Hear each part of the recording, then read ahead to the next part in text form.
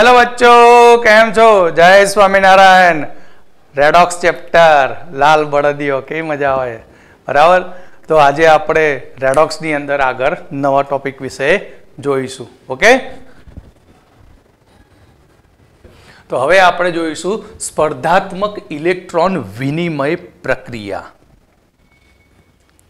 कोण झड़पी इलेक्ट्रॉन गुमावी सके, कोण झड़पथी इलेक्ट्रॉन मेळवी सके, आना विषे तो है ने हूँ अहींया बहुत डीप में नहीं बोलूं, अरे नहीं भणाव, बोलीश पण नहीं ने भणावीश पण नहीं डीप में, कारण के आना माटे आपणे 12th सायन्स ની અંદર ત્રીજું ચેપ્ટર ઇલેક્ટ્રોકેમિસ્ટ્રી વિદ્યુત રસાયણ એની અંદર સરસ સુંદર મજાની થિયરી આપેલી છે। એને મદદથી આપણે ખૂબ જ સરળતાથી સમજી શકીએ કઈ મેટલ कई धातु सरलताथी इलेक्ट्रॉन गुमावी सके ने कोण सरलताथी इलेक्ट्रॉन मेळवी सके छे। એટલે આપણે તો ખાલી એક સ્પર્ધાની હિંટ જોઈશું બરાબર। તો સૌથી પહેલો આપણે પ્રયોગ જોઈશું, ઝિંક ધાતુને કોપર સલ્ફેટના દ્રાવણમાં ડુબાડીશું। ઝિંક ધાતુ એ લગભગ કથ્થાઈ રંગ જેવી હોય છે અને કોપર સલ્ફેટ CuSO4 તમે એને જાણો છો, કયા નામે ઓળખો છો? મોરથુથુનું દ્રાવણ।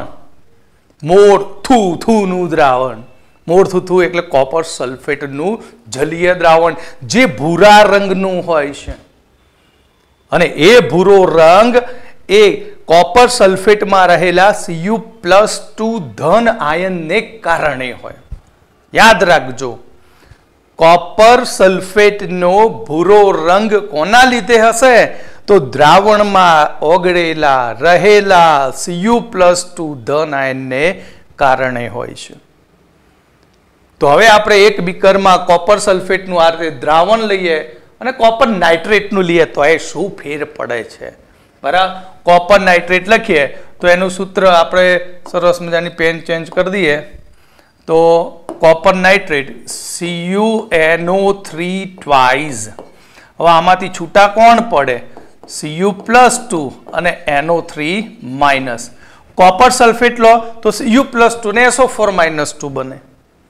तो कॉपर नाइट्रेट ना द्रावण में आपणे झिंक नो सळियो डुबाड़ी दीए अने कॉपर नाइट्रेट नु द्रावण तमे जाणो छो ए भूरा रंगनु छे, कोना लीधे? Cu+2 आयन ने कारणे। તમે આકૃતિમાં શાંતિથી જુઓ અને એને પ્રેક્ટિકલમાં જતા ને એ રીતે અનુભવ કરો। સૌથી પહેલા ભૂરા રંગનું દ્રાવણ લીધું, તેમાં ઝિંકનો સળિયો મૂક્યો, કલાક સુધી લમડા ઉપર હાથ મૂકીને આમ નામ ટકર ટકર ટકર જોઈ રહેવાનું। આમ જોતા રહીશું ને એટલે આપણે ચૂકતું લાગશે, સારું મેં તો કંઈ કર્યું નહીં, કશું હલાવ્યું નહીં, કંઈ ના કર્યું, ટેમ્પરેચર ના આપ્યું, તો સારું ભૂરો રંગ ધીમે ધીમે ધીમે શું થશે? આછો થશે। भूरो रंग धीमे धीमे आछो थशे अने एक समय एवो आवशे के कॉपर सल्फेटनो भूरो रंग संपूर्णपणे त्यांथी दूर थई जशे। पण झिंकनो सळियो जे कथ्थाई रंग अरे स्लेटिया रंगनो जेवो हतो बराबर, ए झिंकना सळियो जे द्रावणमां डूबेलो भाग छे ए भाग उपर तमे मार्क करो आकृतिनी अंदर तो त्यां धीमे धीमे धीमे लालाश पड़तो रंग जमा थतो जाय। अहींया जो धीमे धीमे आ केवो हतो? रंग विहीन हतो, पछी धीमे धीमे लालाश पड़तो थयो अने ज्यारे कॉपर सल्फेटनो रंग पूरेपूरो दूर थयो त्यारे झिंकनो सळियो ए राखोडी रंगनो बनी गयो, लाल रंगनो बनी गयो। तो थयुं शुं? तो अहींया थाय छे शुं बेटा के ज्यारे झिंकना सळियाने कॉपर सल्फेटना द्रावणनी अंदर डुबाड़ीए छे त्यारे आ झिंकनो सळियो जे Zn छे ए Zn तेमांथी 2 इलेक्ट्रॉन गुमावी दे छे अने ए 2 इलेक्ट्रॉन गुमावीने द्रावणमां मूकी दे छे। 2 इलेक्ट्रॉन गुमावीने शुं करे? द्रावणमां मूके। साथे साथे पोते Zn+2 आयन स्वरूपे उमेराशे। Zn+2 आयन स्वरूपे पाछो शुं थशे? ते द्रावणमां उमेराशे। हवे पोते गुमावेला इलेक्ट्रॉन पोते थोड़ो पाछो लेवानो छे, समजो तो खरा यार। पण द्रावणमां कोण हतो? शरूआतथी Cu+2 हतो એટલે તરત જ Cu+2 પહેલેથી પોઝિટિવ ધન આયન સ્વરૂપે પડેલો છે, એને ઇલેક્ટ્રોનની જરૂર છે। એટલે પેલો જેવો 2 ઇલેક્ટ્રોન ગુમાવશે કે તરત જ Cu+2 આયન તે ઇલેક્ટ્રોન મેળવી લેશે. તે ઇલેક્ટ્રોન તરત જ શું કરશે? મેળવી લેશે. અને એ Cu+2 ઇલેક્ટ્રોન મેળવી આ રીતે 2 ઇલેક્ટ્રોન મેળવી લે અને મેળવીને તે Cu ધાતુ બની જશે. અને એ ધાતુ આ ઝીંકના સળિયા ઉપર શું થાય? જમા થતી જશે. એટલે દ્રાવણમાંથી Cu+2 આયન કોપર ધાતુ સ્વરૂપે સળિયા ઉપર જમા થતો જાય અને દ્રાવણમાં કોણ ઉમેરાતું જાય? Zn+2 ઉમેરાતો જાય. તેના લીધે દ્રાવણ રંગવિહીન બની જાય. Zn+2 આયન એ રંગવિહીન આયન છે જે દ્રાવણમાં રંગ ઉત્પન્ન કરતો નથી. એટલે અહીંયા આપણે જોઈ શકીએ છીએ કે ઝીંકનો સળિયો 2 ઇલેક્ટ્રોન ગુમાવે છે તે જ સમયે દ્રાવણમાં રહેલો Cu+2 આયન તે 2 ઇલેક્ટ્રોન મેળવી લે છે અને તે 2 ઇલેક્ટ્રોન મેળવીને કોપર ધાતુ સ્વરૂપે એ ઝીંકના સળિયા ઉપર જમા થાય. ક્લિયર? તો આ રીતે અહીંયા પ્રક્રિયા થશે. તો કોપર નાઇટ્રેટના દ્રાવણની અંદર આપણે ઝીંકના સળિયાને આશરે 1 કલાક સુધી મૂકી રાખવામાં આવે તો ઝીંકના સળિયા પર લાલાશ પડતું કોપરનું સ્તર ચડવા લાગે છે. લાલાશ પડતા કોપરનું શું ચડવા લાગશે? સ્તર ચડવા લાગે છે. અને કોપરના દ્રાવણનો વાદળી રંગ ધીમે ધીમે દૂર થતો જાય છે કારણ કે દ્રાવણમાં રહેલો Cu+2 જ એના વાદળી રંગ માટે જવાબદાર હોય છે. અને એ Cu+2 આયન એ રિડક્શન પામીને ઝીંકના સળિયા ઉપર લાલાશ સ્વરૂપે જમા થતો જાય છે. તેના કારણે અહીંયા આપણને દ્રાવણ રંગવિહીન મળશે અને જ્યારે દ્રાવણ રંગવિહીન મળશે પૂરેપૂરું ત્યારે આપણે 100% સાથી ઠોકીને કહી શકીશું કે દ્રાવણમાં હવે બધો Zn+2 આયન ભેગો થયો છે. કયો આયન ભેગો થયો છે? Zn+2 આયન ભેગો થયો છે. હવે પાછું એમ થાય કે એ Zn+2 છે કે નહીં? દ્રાવણ તો રંગવિહીન પાણી જેવું દેખાય. કેવું દેખાય? પાણી જેવું. હવે એમાં Zn+2 બન્યો કે નહીં તે જાણવા માટે તેની અંદર આપણે નાખીશું ગંધાતી વાસ ધરાવતો, ગટરના જેવી વાસ ધરાવતો, ખરાબ વાસ ધરાવતો H2S વાયુ, હાઇડ્રોજન સલ્ફાઇડ વાયુ નાખીશું. અને જેવો H2S વાયુ નાખીશું તરત જ Zn+2 H સાથે જોડાઈને ઝિંક સલ્ફાઇડ બનાવી દેશે. અને એ ઝિંક સલ્ફાઇડ બનેલો પારખવા માટે તેમાં થોડાક ડ્રોપ એમોનિયમ હાઇડ્રોક્સાઇડ નાખીશું. અને જેવો એમોનિયમ હાઇડ્રોક્સાઇડ અહીંયા થોડો પડશે કે તરત જ ઝિંક સલ્ફેટના સફેદ સફેદ પીપીટી મળશે, અવક્ષેપ મળશે. જેમ છાસના કૂચા હોય ને એ છાસના કૂચા જેવું અહીંયા સફેદ સફેદ પીપીટી મળશે. એટલે એ સફેદ અવક્ષેપ મળે એનો મતલબ કે અહીંયા દ્રાવણમાં Zn+2 આયન બનેલો છે. તો અહીંયા આપણે કોપર નાઇટ્રેટના જલીય દ્રાવણમાં ઝીંકના સળિયાને 1 કલાક સુધી ડુબાડી રાખ્યા છે ત્યારે ઝીંકના સળિયાની સપાટી ઉપર લાલાશ પડતા કોપરનું સ્તર ચડે છે અને દ્રાવણનો વાદળી રંગ દૂર થાય છે કારણ કે Cu+2 ના કારણે જ દ્રાવણનો રંગ વાદળી હોય છે. પણ Cu+2 કોપર સ્વરૂપે દૂર થવાથી દ્રાવણમાં Zn+2 આયન દાખલ થાય છે અને એ Zn+2 દ્રાવણમાં રંગવિહીનનો ગુણધર્મ ધરાવે છે. તો ઝીંક ધાતુ અને કોપર નાઇટ્રેટના દ્રાવણ વચ્ચે થતી આપણે પ્રક્રિયા જોઈએ તો પ્રક્રિયા આ રીતે બનશે. Zn સોલિડ હતો એ Zn સોલિડ આ Zn સોલિડ છે તે 2 ઇલેક્ટ્રોન ગુમાવશે. કેટલા ઇલેક્ટ્રોન ગુમાવશે? 2 ઇલેક્ટ્રોન ગુમાવે અને 2 ઇલેક્ટ્રોન ગુમાવી અને ઓક્સિડેશન પ્રક્રિયા કરે અને આ ગુમાવેલા ઇલેક્ટ્રોન કોપર શું કરે? મેળવે. કેટલા ઇલેક્ટ્રોન મેળવશે? 2 ઇલેક્ટ્રોન મેળવે અને તે રિડક્શન પ્રક્રિયા અનુભવે. ઓકે, તો ઝીંકની ધાતુ અને કોપર નાઇટ્રેટ, કોપર સલ્ફેટ વચ્ચેની પ્રક્રિયા લખવી હોય તો આ રીતે લખી શકાય. Zn solid plus Cu2 plus aqueous gives Zn2 plus Cu solid.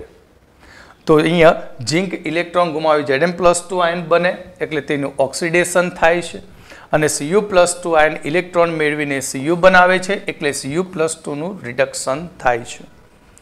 તો અહીંયા જો Zn+2 વાળા દ્રાવણની અંદર હાઇડ્રોજન સલ્ફાઇડ H2S વાયુને પસાર કરવામાં આવે તો આપણને ઝિંક સલ્ફાઇડના સફેદ રંગનું દ્રાવણ મળશે.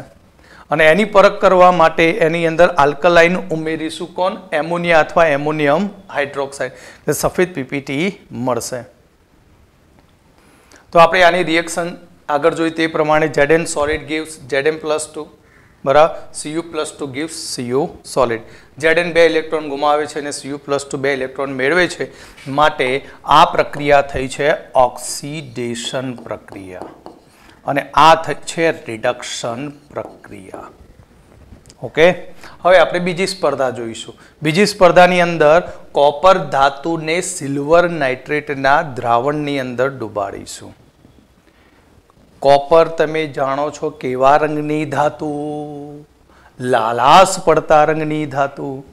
અને સિલ્વર નાઇટ્રેટનું દ્રાવણ એ કાચ જેવું, પાણી જેવું હોય, રંગવિહીન હોય છે, કારણ કે Ag+ આયન એ રંગવિહીન આયન છે.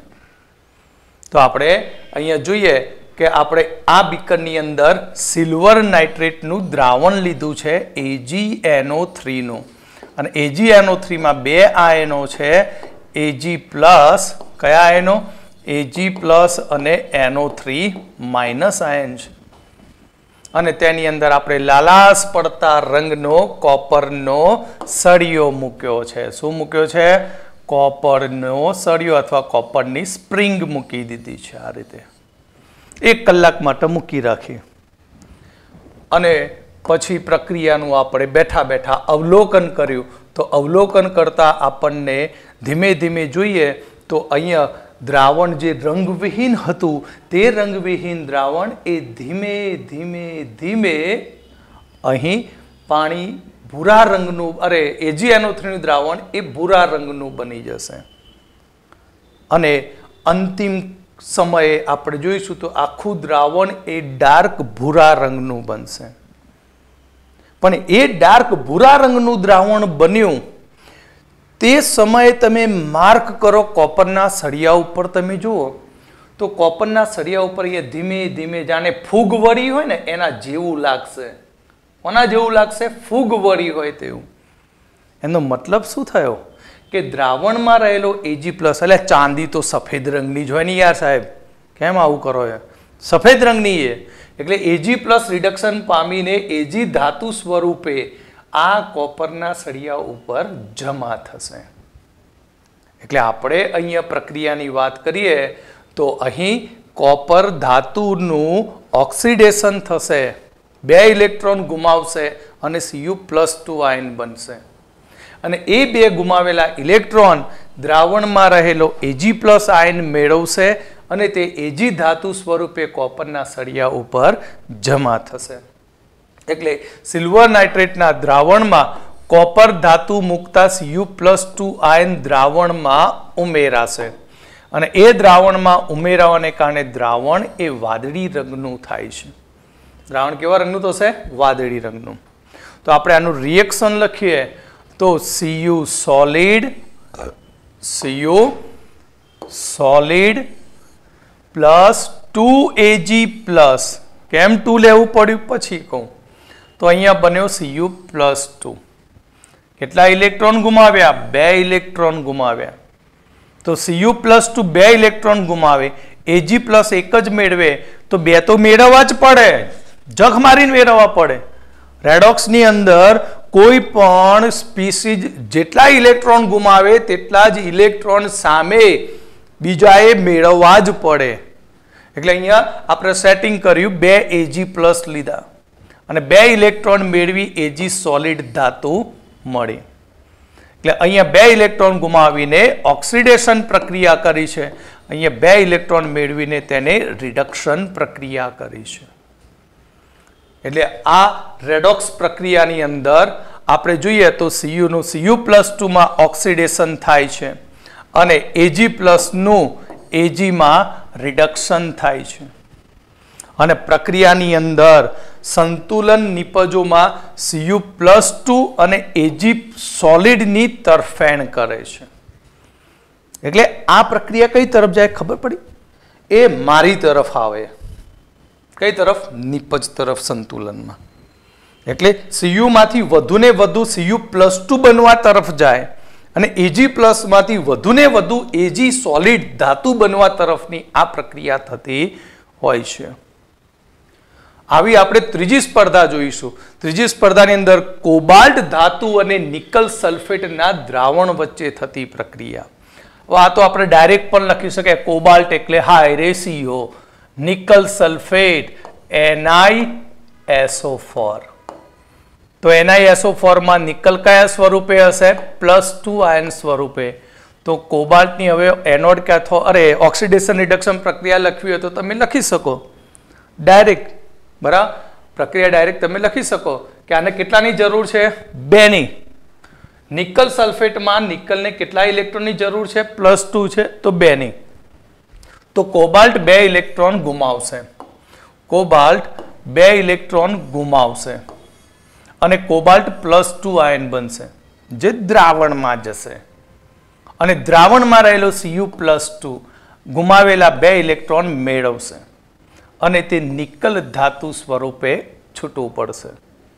માટે કોબાલ્ટનું કોબાલ્ટ +2 માં ઓક્સિડેશન થાય છે અને નિકલ +2 નું નિકલમાં રિડક્શન થાય છે. નિકલનું નિકલ +2 માં શું થાય? રિડક્શન થાય. એટલે સંતુલને Ni+2 અને CO+2 ની હાજરી એ મધ્યમ સાંદ્રતાએ જોવા મળતી હોય છે. એટલે મધ્યમ સાંદ્રતાએ મતલબ કે પૂરેપૂરું Cu+2 નથી અને પૂરેપૂરો Ni+2 નથી. બંને 50-50 સાંદ્રતામાં છે. 50% CO+2 ને 50% Ni+2 સ્વરૂપે. એટલે આ પ્રક્રિયા આપણે જોઈએ તો CO Ni2+ aqueous કે નિપજ CO+2 અને Ni ની તરફેણ કરતું નથી. શું કહેવું છે ભાઈ આના વાક્યમાં? તરફેણ નથી કરતું મતલબ મેં કયો શબ્દ વાપર્યો? Ni+2 અને Cu+2 મધ્યમ સાંદ્રતાએ છે. એટલે 50-50. બ્રિટાનિયા 20-20 ના જેવું થયું. 50-50 તો નહીં રમાતી પણ 20-20 તો રમાય, એ તો ખબર પડે ને યાર. એટલે આ પ્રક્રિયામાં અડધું આ રીતે છે. એટલે પૂરેપૂરું સંતુલન આ બાજુ પણ નથી, આ બાજુ પણ નથી. એટલે બેલેન્સમાં છે, પુરોગામી અને પ્રતિગામી બંને તરફ છે. ઓકે, તો આ હતી ઇલેક્ટ્રોન વિનિમયની સ્પર્ધાઓ. હવે આપણે ખાસ અગત્યનું જોઈએ તો ઓક્સિડેશન આંક અથવા ઓક્સિડેશન અવસ્થા. ઓક્સિડેશન આંક અથવા ઓક્સિડેશન અવસ્થા. તો ઓક્સિડેશન અવસ્થા એ છે શું? આંક છે શું? આ જે ઓક્સિડેશન અવસ્થા અને ઓક્સિડેશન આંક એ કોઈ તત્વ ઉપરનો કાલ્પનિક અથવા તો તે વાસ્તવિક, બરાબર, ઓક્સિડેશન આંક એ કોઈ તત્વ પરનો કાલ્પનિક અથવા તો વાસ્તવિક વીજભાર તરીકે વ્યાખ્યાયિત કરવામાં આવે છે. એટલે કે ધારો કે કોઈ ઋણ આયન છે, ધન આયન NH4+ છે. આ NH4+ ની અંદર આ N તત્વ જેનો ઓક્સિડેશન આંક -3 બને. કેવી રીતે? તો હવે આવી ગયું સમય, પાકી ગયો છે શુદ્ધ શીખવાનો, બરાબર. અથવા તો ધારો કે હું બીજું એક લખું કે KMnO4 તટસ્થ અણુ જેમાં Mn નો ઓક્સિડેશન આંક +7 છે. શુદ્ધ શીખવાડીશ, ટેન્શન ના લેશો, બરાબર. -3 અને +7 છે. આ એક તત્વ ઉપરનો શું સૂચવે છે? વીજભાર સૂચવે છે. NH4+ ની અંદર N નો વીજભાર કેટલો? -3 અને KMnO4 માં Mn પરનો વીજભાર કેટલો? તો +7 છે. અને આ જ તેની ઓક્સિડેશન અવસ્થા કહેવાય. આ જ તેનો ઓક્સિડેશન આંક કહેવામાં આવે છે. ઓકે, એટલે કે અહીંયા ઓક્સિડેશન અવસ્થા તત્વનો અણુના આયનમાં હોય, તત્વ કે જે અણુના આયનમાં હોય અથવા અન્ય અણુઓ સાથે તે સંયુક્ત રીતે જોડાયેલો હોય તે સ્થિતિ દર્શાવતું હોય છે. હવે આપણું વેરી મોસ્ટ આઈએમપી કામ, આઈએમપી ને બે ખૂબ જ જરૂરી કામ, ઓક્સિડેશન આંકના નિયમો જોઈશું. બરાબર, શું જોઈશું? ઓક્સિડેશન આંકના નિયમો. દરેક વિદ્યાર્થીને ખાસ સૂચના, નમ્ર વિનંતી તો ના કરાયેલા યાર, હું તમારો શિક્ષક છું, ગુરુ છું, મારે વિનંતી થાય, વિનંતી ના કરાય, ફરજ કરવી પડે મારે ભાઈ. તમારે દરેકે આ ઓક્સિડેશન આંકના નિયમો કડકડાટ તૈયાર કરવાના, તો તમને ઇનઓર્ગેનિક કેમિસ્ટ્રી કમ્પ્લીટ આવડી જાય. તો આની અંદર આપણે સૌથી પહેલું જોયું છું કે મોટા ભાગના મુક્ત અવસ્થામાં કે બિન સંયોજિત પરમાણુઓ હોય તે બધાનો ઓક્સિડેશન આંક 0 ગણવામાં આવે છે. શું ગણવામાં આવશે? 0 ઓક્સિડેશન આંક. એટલે આવર્ત કોષ્ટકમાં રહેલા બધા જ તત્વનો ઓક્સિડેશન આંક લાડવો 0. બરાબર, એમાં પણ તમે જાણો છો કયું તત્વ કઈ અવસ્થાની અંદર કુદરતમાં અસ્તિત્વ ધરાવે છે. જેમ કે H2 હાઇડ્રોજન. બરાબર, હાઇડ્રોજન એકલો H હોય લે? ના હોય, એ H2, Cl2, Br2, O2, બરાબર, P4, S8 સ્વરૂપે હોય આ બધા. અને એ બધાનો ઓક્સિડેશન આંક કેવો ગણાય? 0. હવે જો આ બે H જોડાયા, બરાબર, આ 4p જોડાયા, આ 4p જોડાયા, બરાબર. ચલો આ S8 જોડાયા,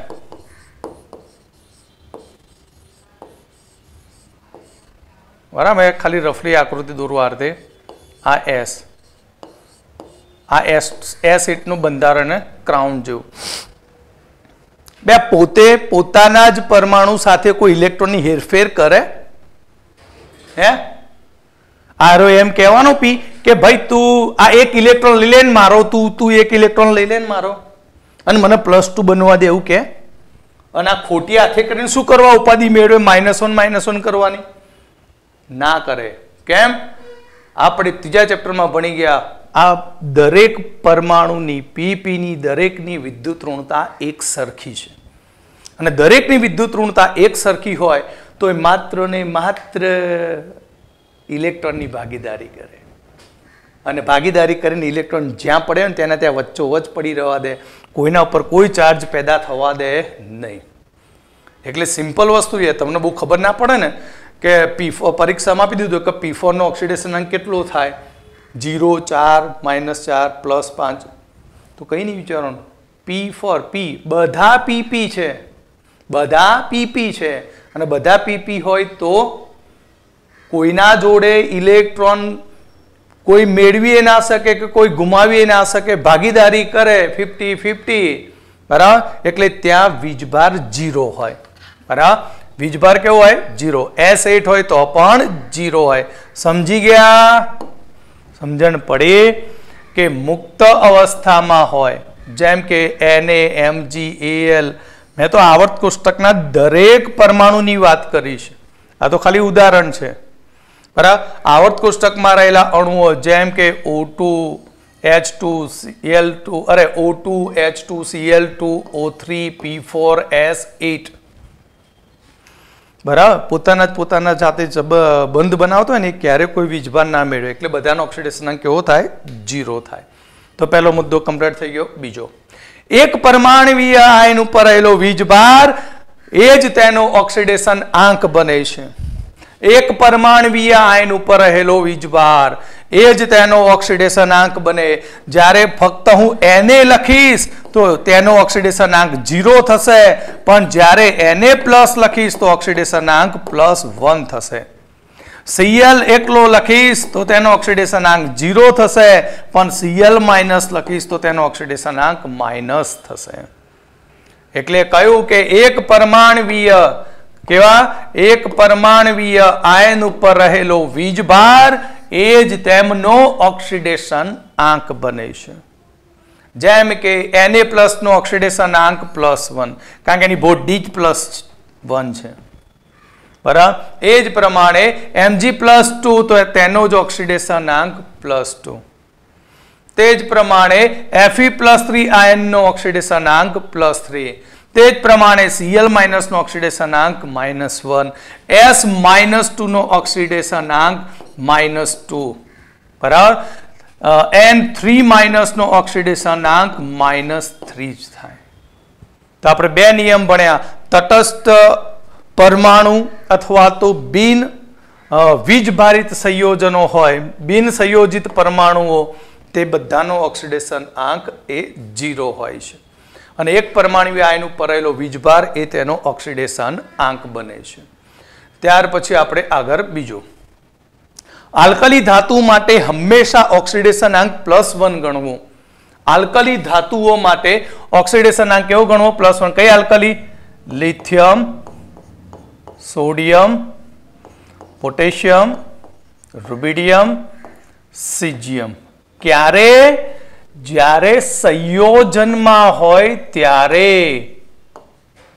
બરાબર, એકલું હોય તો 0, પણ સંયોજન સ્વરૂપમાં હોય ત્યારે બધા જ આલ્કલી ધાતુનો ઓક્સિડેશન આંક +1, કારણ કે તેમની ઇલેક્ટ્રોન રચના NS1 છે, માટે એક ઇલેક્ટ્રોન ગુમાવી દે. અને આલ્કલાઇન અર્થ ધાતુઓ કઈ? તો આલ્કલાઇન અર્ધ ધાતુઓ કઈ? બેરિલિયમ, મેગ્નેશિયમ, કેલ્શિયમ, સ્ટ્રોન્શિયમ ને બેરિયમ. બરાબર, બેરિલિયમ, મેગ્નેશિયમ, કેલ્શિયમ, સ્ટ્રોન્શિયમ અને બેરિયમ આ પણ સંયોજનમાં હોય ત્યારે તેની ઓક્સિડેશન અવસ્થા +2 ગણવી, કારણ કે NH2 ઇલેક્ટ્રોન રચના અષ્ટક બનાવવા માટે દષ્ટક કરે, 2 ઇલેક્ટ્રોન ગુમાવી દે. શું કરે? 2 ઇલેક્ટ્રોન ગુમાવી દે. એટલે આલ્કલી ધાતુઓ સંયોજનમાં હોય તો તેમનો ઓક્સિડેશન આંક +1 ગણો, અને આલ્કલાઇન અર્થ ધાતુ તત્વો હોય તો તેમનો ઓક્સિડેશન આંક +2 ગણો. કયો ગણીશું? +2 ગણીશું. એલ્યુમિનિયમ તેના બધા જ સંયોજનમાં +3 ઓક્સિડેશન આંક ધરાવે છે. કયો ઓક્સિડેશન આંક ધરાવશે? +3. એલ્યુમિનિયમ તમને ક્યાંય -3 સ્વરૂપે ક્યારેય નહીં મળે. એલ્યુમિનિયમ એ +3 અવસ્થા સ્વરૂપે જ મળશે. કઈ? +3 ઓક્સિડેશન અવસ્થા સ્વરૂપે જ મળતો હોય છે. બરાબર, કેમ? કારણ કે એલ્યુમિનિયમ એ સમૂહ 13ની આઇટમ છે. કઈ? સમૂહ 13ની આઇટમ.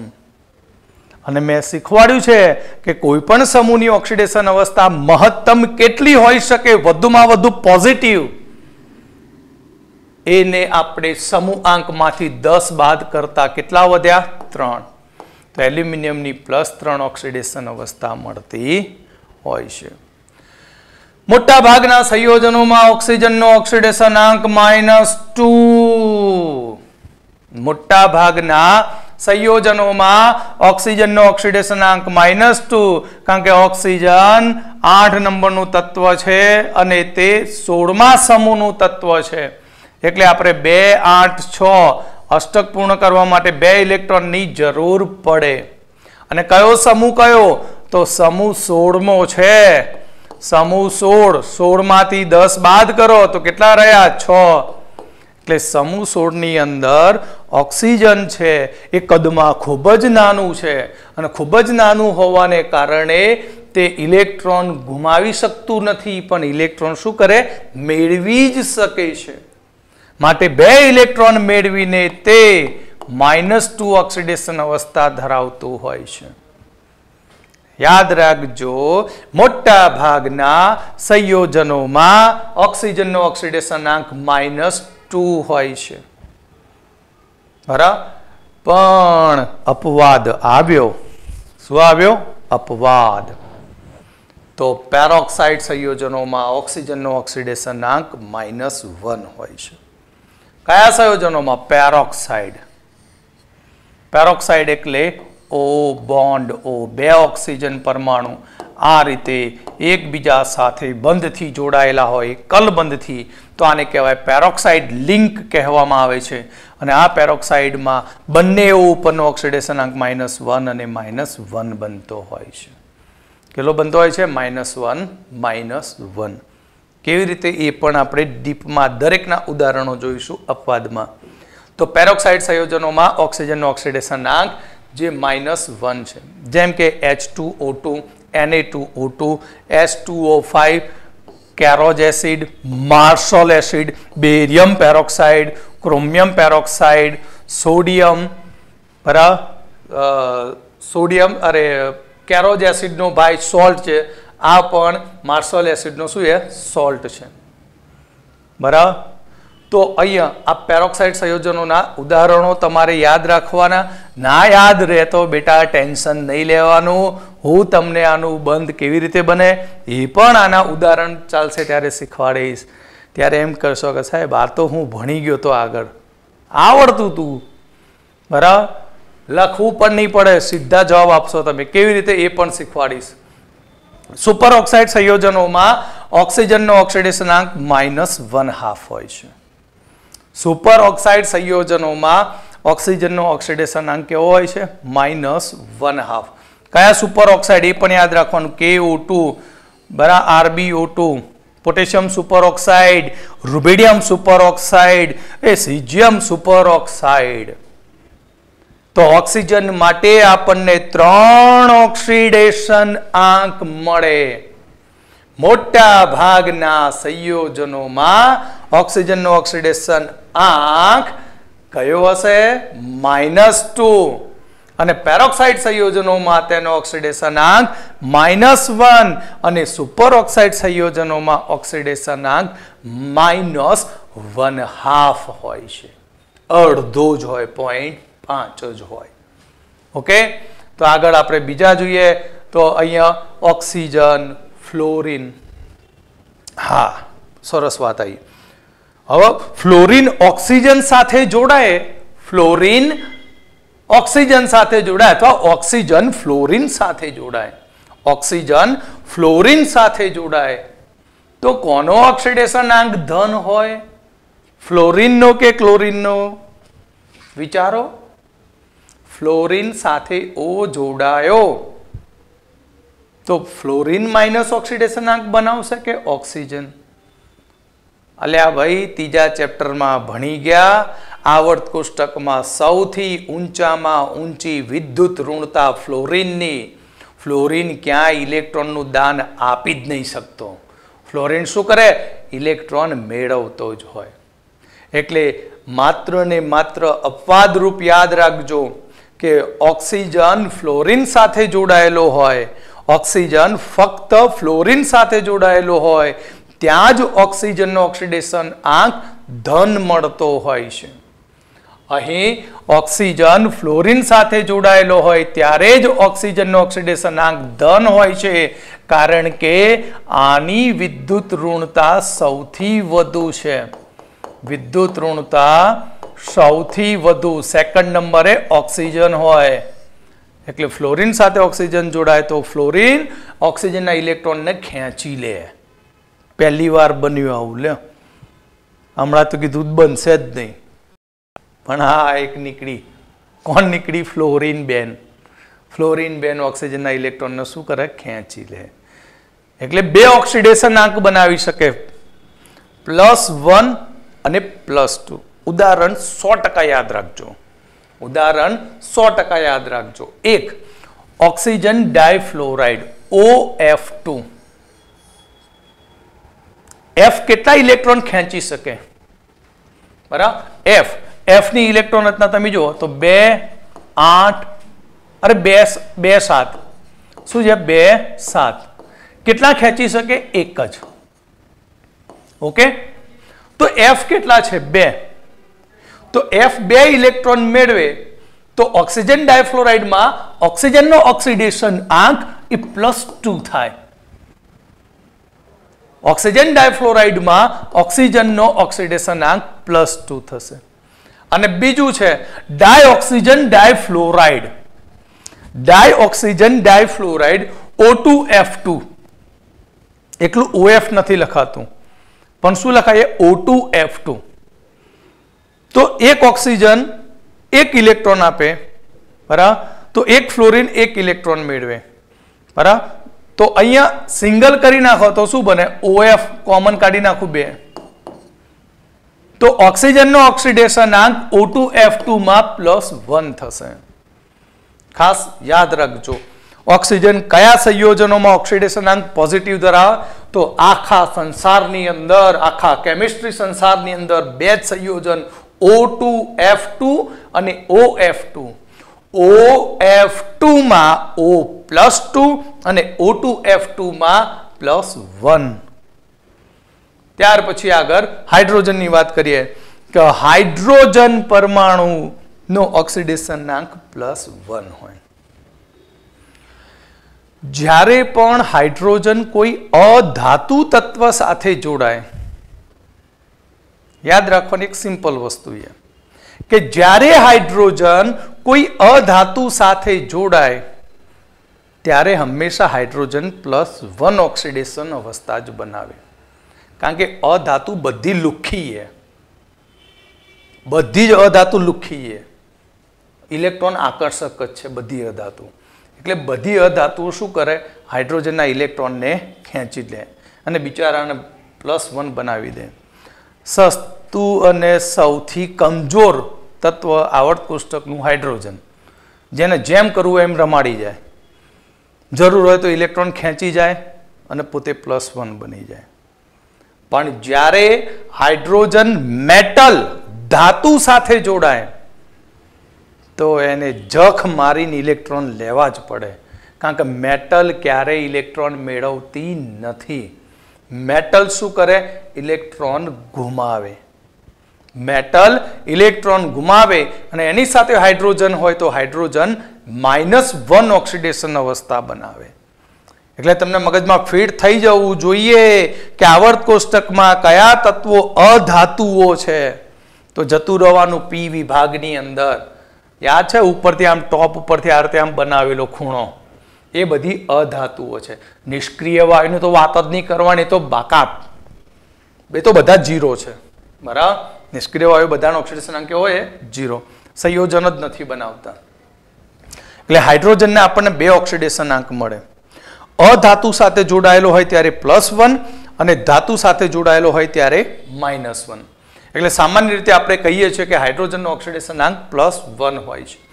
પણ જ્યારે ધાતુ સાથે જોડાઈને ધાતુના હાઇડ્રાઇડ સંયોજનો બનાવે ત્યારે તેનો ઓક્સિડેશનાંક -1 હોય છે.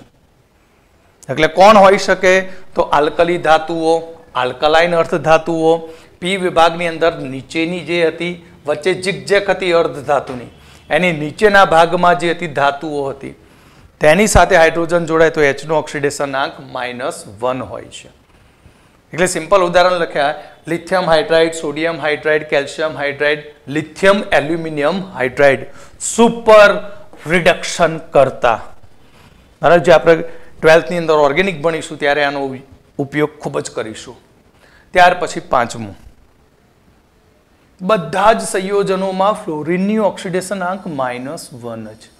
અરે હોય જ ને, તાકાત જ નહીં કોઈને આપવાની. મૂકી દીધી એની વિદ્યુત ઋણતા 4. સૌથી ઊંચી વિદ્યુત ઋણતા માટે ફ્લોરિન હંમેશા -1 ઓક્સિડેશન અવસ્થા ધરાવે. ક્લોરિન, બ્રોમિન અને આયોડિન, બરાબર, ક્લોરિન, બ્રોમિન અને આયોડિન આ પણ -1 ઓક્સિડેશન અવસ્થા ધરાવતા હોય છે. પણ ફ્લોરિન હંમેશા -1 ઓક્સિડેશન અવસ્થા ધરાવે. જ્યારે ક્લોરિન, બ્રોમિન, આયોડિન એમની ઇલેક્ટ્રોન રચના પ્રમાણે -1 તો ઓક્સિડેશન અવસ્થા ધરાવે જ.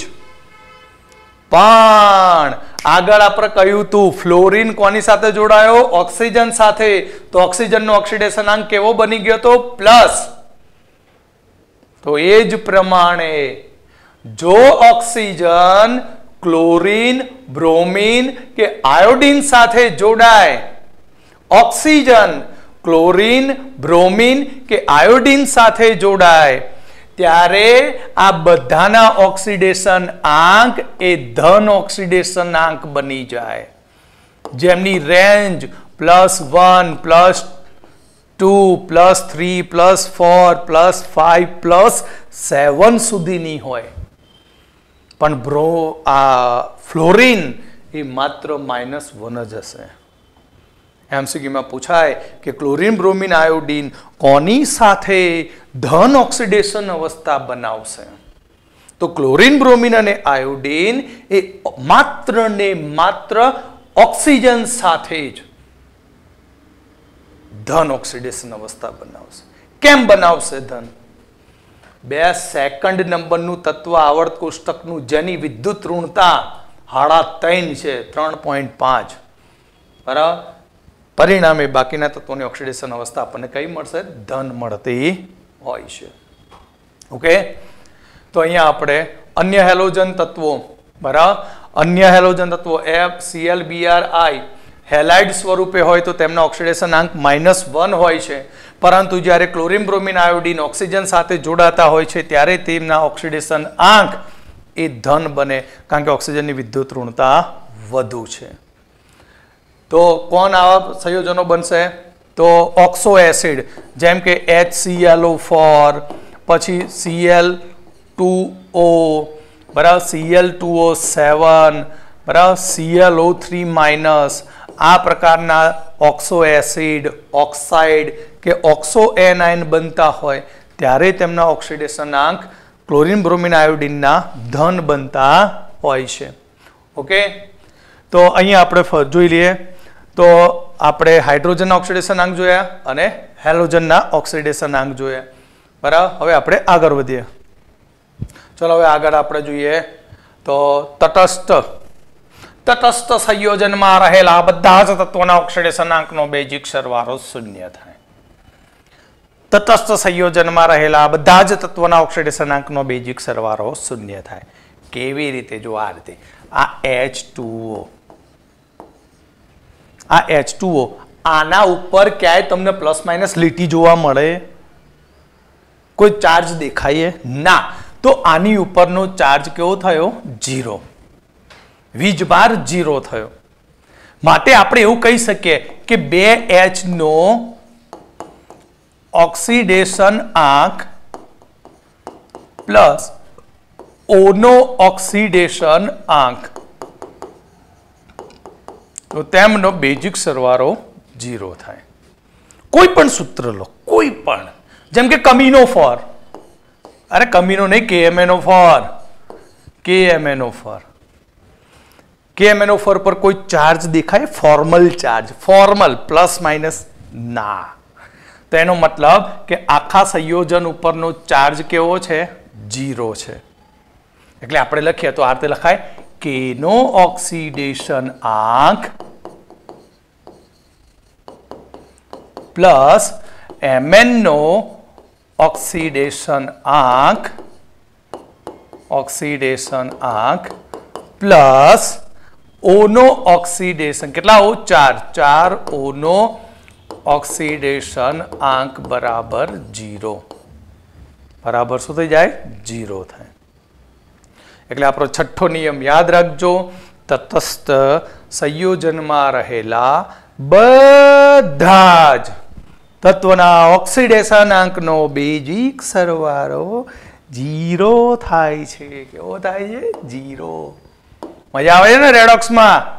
મજો છે આપણા જોડે તો બરાબર. ચલો આગળ વધીએ આપણે. ઉદાહરણ તરીકે H2SO4, કમિનોફોર તો હોય જ ને. માથાના વાર ઉતારે પછી સારું થોડી બુદ્ધિ એવી થઈ ગઈ બરાબર. નંબર 7, બહુપરમાણવીય આયનમાં રહેલા બધા જ તત્વના ઓક્સિડેશન આંકનો બેઝિક સરવાળો તેના ઉપર રહેલા વીજભારના જેટલો થાય. બહુપરમાણવીય આયનમાં રહેલા બધા જ પરમાણુના ઓક્સિડેશન આંકનો બેઝિક સરવાળો તેના પર રહેલા વીજભારના જેટલો થતો હોય છે. જેમ કે હું લખું કાર્બોનેટ CO3-2 તો CO3 -2 એની ઉપરનો ચાર્જ કેટલો છે આખા ઉપરનો -2 છે તો હું લખી શકું C નો ઓક્સિડેશન આંક પ્લસ 3 O નો ઓક્સિડેશન આંક બરાબર -2. આ જ પ્રમાણે બીજું ઉદાહરણ NH4 પ્લસ તો આખા NH4 ઉપરનો ચાર્જ કેટલો ગણવાનો +1 માટે N નો ઓક્સિડેશન આંક પ્લસ 4H નો ઓક્સિડેશન આંક બરાબર +1. ઓકે તો નિયમ નંબર 7 બહુપરમાણવીય આયન ઉપર રહેલો વીજભાર એ તેમાં રહેલા તત્વના ઓક્સિડેશન આંકના બેઝિક સરવાળા બરાબર હોય છે જેમ કે CO3 -2. Okay CO3 -2. તો હવે પછી આપણે આના નિયમોના ઉદાહરણો જોઈશું. તો ફર્સ્ટ કામ તમે આ સાથે નિયમો કમ્પ્લીટ મગજમાં ફિટ કરી દો તો રેડોક્સ તૈયાર કરવી રેડોક્સ સમજવી ખૂબ જ સહેલું બની જશે. ઓકે.